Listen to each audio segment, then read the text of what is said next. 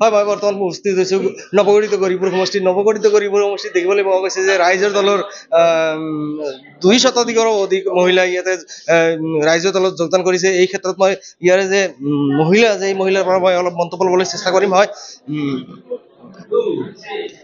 হয় বাইদেউ, আপুনি যে যোগদান কৰিলে কি ভাল পাইছে?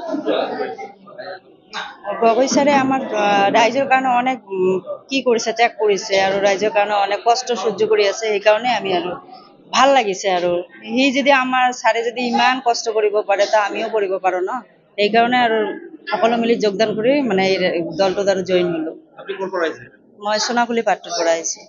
আপনি এই নৱগঠিত যে গৌৰীপুৰ সমষ্টি আছে, হয় আমাৰ সমষ্টিটো আগত গোলগঞ্জ সমষ্টি আছিলে, এতিয়া কাটি আমাক গৌৰীপুৰ সমষ্টি কৰিছে। আপনি আশা কৰেন আগামী দিনে ৰাইজৰ দলৰ ইয়াতে প্ৰভাৱ পৰিব? হ্যাঁ, আশাটো কৰাৰ কাৰণেই তো সেইকাৰণে তো জইন হলো, যাতে সকলো মিলি কাম কৰিব পাৰো ভালদৰে।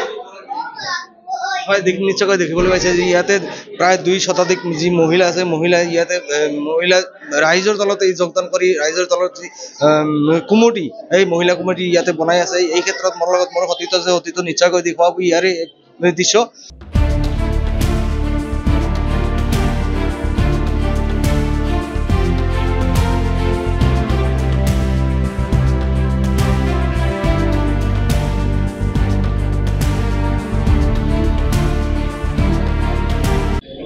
আজি আমার ধুবড়ী ডিস্ট্রিক্ট গৌরীপুর সমষ্টির আমি আজি আমার ধুবড়ী ডিস্ট্রিক্ট কমিটি আমার নারী বাহিনী আগতে গঠন হয়েছে। তা আমি এতিয়ালৈকে মানে সমষ্টি কমিটি তা আজি আমি ফার্স্ট গৌরীপুর সমষ্টি কমিটিখনি গঠন কৰিলোঁ। 51 জনী কমিটি গঠন কৰিলোঁ আৰু আমাৰ সভানেত্ৰী সাধাৰণ সম্পাদিকা সবে আমি গঠন কৰিলোঁ আৰু আমাৰ ইয়াত ভাল ভাল নাৰী আমাৰ ইয়াত যোগদান দিছে আৰু আমাৰ সবে নাৰী আমাৰ লগত এতিয়া আমাৰ যোগ কৰিছে আৰু আমি ভালকৈ আমি কমিটিখন আজি গঠন কৰিব পাৰিলোঁ।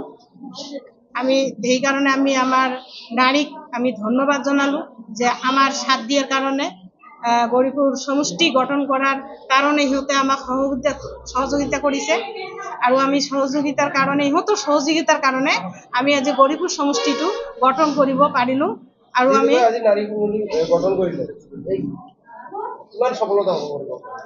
হয় আমি 100% সফলতা হ'ম। আমি গৌৰীপুৰ সমষ্টি আৰু আমি ধুবড়ী ডিস্ট্রিক্টত আমি গৌরীপুর সমষ্টিত আমি 100% সফলতা হ'ম। এইটো আমি ক'ব পাৰিম যে আমি 100% গৌৰীপুৰ সমষ্টি আমি সফলতা হ'ব পাৰিম। আৰু আমি গোটেই ডিস্ট্ৰিক্টত চেষ্টা কৰিম যে গোটেই ডিস্ট্ৰিক্টত সফলতা হোৱাৰ কাৰণে। আৰু যদিও আমি গোটেই ডিস্ট্ৰিক্টত সফলতা হ'ব নোৱাৰিম, কিন্তু আমি কেইটা সমষ্টিত আমি সফলতা ল'ম, 100%ই ল'ম।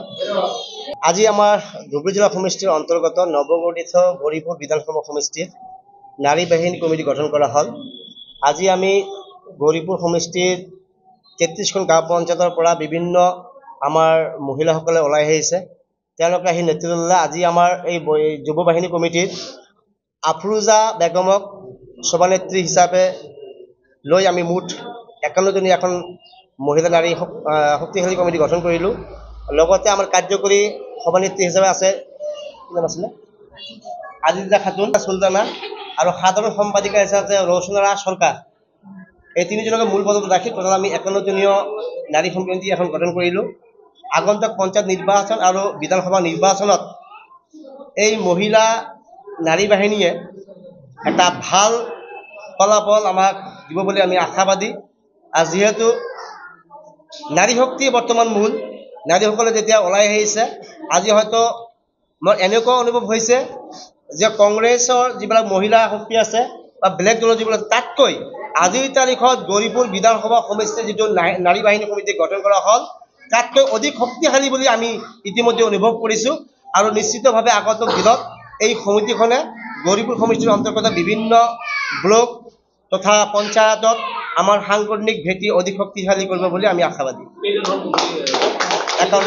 টোটাল মুঠ 51 জনীয়া কমিটি গঠন কৰা হ'ল আৰু আজিৰ পৰা এওঁলোকে পৰৱৰ্তী সময়ত আঞ্চলিক কমিটিবোৰো বনাব, বুথ কমিটিবোৰো বনাব আৰু আগন্তুক পঞ্চায়ত নিৰ্বাচনত হয়তো আমি এটা ভাল ফলাফল পাম বুলি আমি আশাবাদী। নিশ্চিতভাৱে কিয় আজিৰ তাৰিখত কংগ্ৰেছ বিজেপিৰ লগত ফাইট দিয়া ক্ষমতা একমাত্ৰ ৰাইজৰ দলৰ আছে, এই কথা নিশ্চিত। কাৰণ আজ বিগত দিনৰ পৰা আমি যেনেকৈ কাম কৰি আছো, দিনক দিনত আমাৰ অখিল গগৈ ডাঙৰীয়াৰ যি নেতৃত্ব, তেখেতৰ নেতৃত্বৰ প্ৰতি আকৃষ্ট হৈ বিভিন্ন দলৰ পৰা ইতিমধ্যে হিল দল ভাঙি ৰাইজে আহি ৰাইজৰ দলত যোগদান কৰিছে, আপোনালোকে অৱগত। নিশ্চয় আজিৰ তাৰিখত ছ'চিয়েল মিডিয়া বা টেলিভিছন পৰ্দা খুলিলে লগে লগে এটাই মাত্ৰ নিউজ আমি দেখিবলৈ পাওঁ, সেইটো হ'ল অখিল গগৈ ডাঙৰীয়া। নামনিৰ পৰা উজনি লৈ বিভিন্ন সমষ্টি তথা বিভিন্ন জিলাত ইতিমধ্যে যি ৰাজনৈতিক খলকনি সৃষ্টি কৰিছে অখিল গগৈ ডাঙৰীয়া, আগন্তুক 2026 বিধানসভা নিৰ্বাচনত অখিল গগৈ ডাঙৰীয়া বা ৰাইজৰ দল অবিহনে কোনো দলেই চৰকাৰ গঠন কৰিব নোৱাৰিব, এই কথা স্পষ্ট। গতিকে অখিল গগৈ ডাঙৰীয়া অবিহনে আমি ভাবোঁ কংগ্ৰেছে হওক, আমি নিশ্চয় আশাবাদী, কেৱল অসম আৰু অসমীয়াৰ স্বাৰ্থত, অসমৰ জনগণৰ স্বাৰ্থত অখিল গগৈ ডাঙৰীয়া এটা কথা বাৰে প্ৰতি কৈ আহিছে যে সাম্প্ৰদায়িক বিজেপি শক্তিক পৰাভূত কৰিব হ'লে বা বিজেপি শক্তিক যদি আমি একেবাৰে বৰপুত্ৰত দলিয়াই দিব হয়, তেতিয়াহ'লে বিৰোধী ঐক্য মঞ্চই একত্ৰিত হৈ 2026 চনত নিৰ্বাচন খেলিব লাগিব। কিন্তু এইখিনিতে এটা কথা উল্লেখ কৰিব লাগিব যে যোৱা উপ নিৰ্বাচনত কংগ্ৰেছ দলে বিৰোধী মঞ্চক বেয়াকৈ ঠগিলে, এই কথা আপোনালোকে জানে।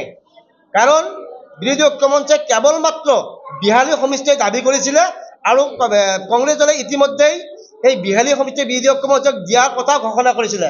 কিন্তু তাৰ পিছত কংগ্ৰেছৰ কিছুমান সুবিধাবাদী নেতাই এই 42 সমষ্টিক তেওঁলোকে খেলাৰ কাৰণে অকল প্ৰস্তুতি চলোৱাৰ বাবে আজি বিৰোধী ঐক্যৰ মাজত এটা ফাট মেলিছে। আৰু অখিল গগৈ ডাঙৰীয়াই এতিয়া প্ৰতিখন সভাতে এটা কথা কৈ আহিছে যে আগন্তুক 2026 নিৰ্বাচনত অখিল গগৈ ডাঙৰীয়াই আমাৰ বিৰোধী ঐক্যমঞ্চসকলে একলগ হৈ বিজেপিক পৰাভূত কৰাৰ কাৰণে এই কথা বাৰে প্ৰতি কৈ আহিছে, আপোনালোকে জানে। যিকোনো খবৰৰ বাবে যোগাযোগ কৰক 7099017330 অথবা 7099017990 নম্বৰত।